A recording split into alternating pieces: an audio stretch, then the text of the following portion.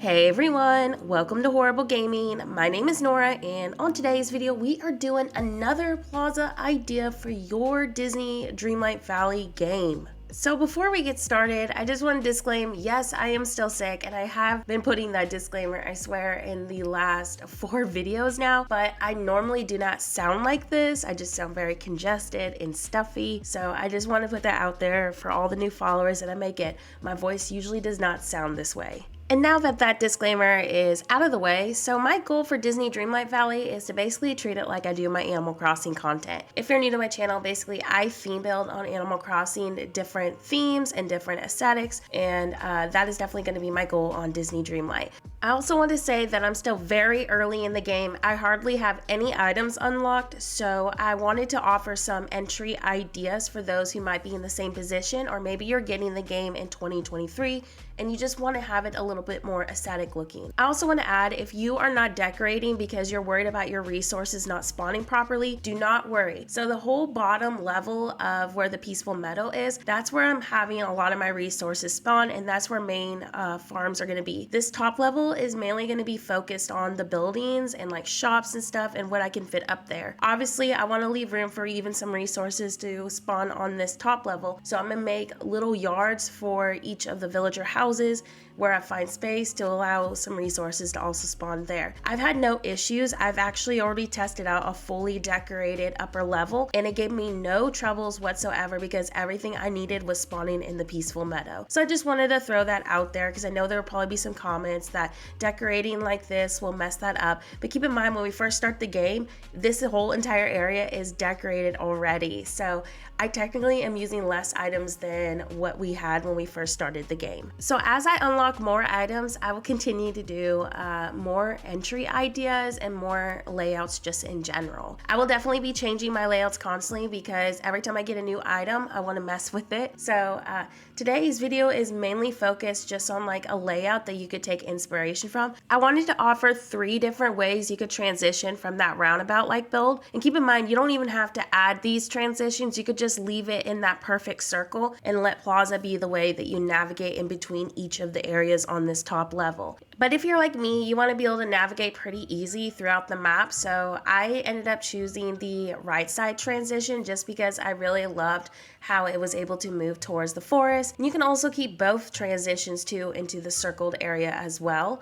So definitely choose whichever suits your layout and vibe the most. So since angled pathways do not exist in the game, we are making our own. And this is by using the bushes, just like we did on that circled roundabout kind of like area. And this is going to give the illusion that the path is going at an angle and curving up towards the incline. So that is what I'm doing right now. And I'm just going to rotate in between 2 different bush colors just to give it more texture so it doesn't feel like super matchy. Just kind of like what I do on Animal Crossing builds, how I rotate my greenery.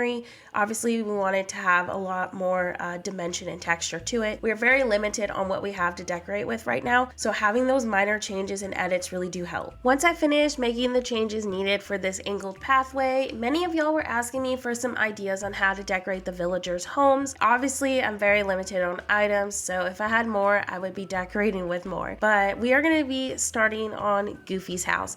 Just a huge disclaimer again, I change my layouts constantly because every time I unlock a new item, I want to try something new out. So this is going to definitely change on my map in the future. Feel free to take inspiration from any idea that I put out. That's what this is for. But we are going to start by making a really nice curved cottagecore like path to kind of like frame into the plaza, and then Goofy's house will be on the right side. Since I ended up choosing Goofy's house so close to the forest, I thought doing a cottagecore kind of like feel, something that's very cozy and kind of tucked in under the trees, would be the perfect solution for his house. I don't know about y'all, but when the official release comes out, I'm hoping to see a ton more items and different path layouts. I'm not sure how they're going to handle updates in general, but I know that the next few updates for us are free, but I'm wondering if they're going to do like DLC kind of updates in the future. Honestly, there's a lot of content that still needs to be added into the game, so I'm definitely curious on how the game creators handle that. If you are a game creator in the Disney Dreamlight franchise,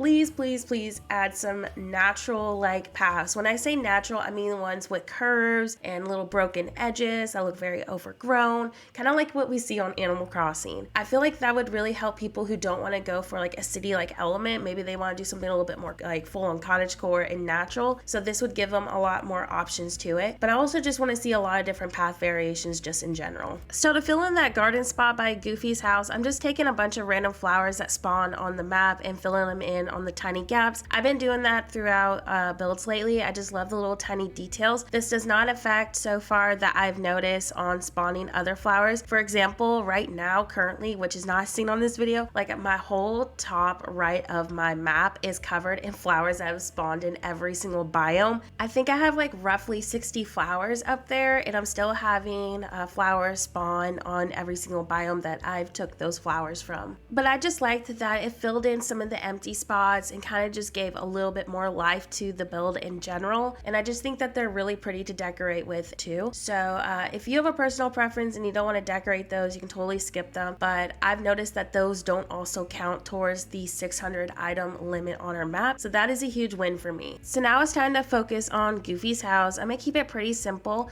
I wish that paths could technically connect. That is something I definitely hope to see in the future, so we don't have that grass gap in between each path. But I'm placing a little bit of the dirt path down here. I have no idea how to craft this yet. Feel free to let me know how to do that. I just ended up stealing it from one of the biomes, and then I'm gonna continue with the Plaza rocks and just framing in and hiding the rough edges of the brick path, and then we'll fill in with some decor. Obviously, I am no expert at this game yet. I'm still learning what we can build and what we can't do on the game, and what things affect like spawn rates, all that good stuff. But I'm hoping that today's video brought you some inspiration for your map, maybe some layout ideas, and how you can kind of just make the map in general feel a little bit more personal for you. I'm planning to do a ton of different plaza layouts, different villager layouts, and more on my channel, so make sure you click that notification button and like this video if you want to see more content like this in the future. If you're new to my channel, I also play Dinkum, and I play Planet Zoo, Animal Crossing, Pokemon, and a lot of other simulation gaming too. So if you love decorating games and you don't want to see kind of what I do on those, feel free to stick around. With that being said, thank you so much for watching and have a horrible day.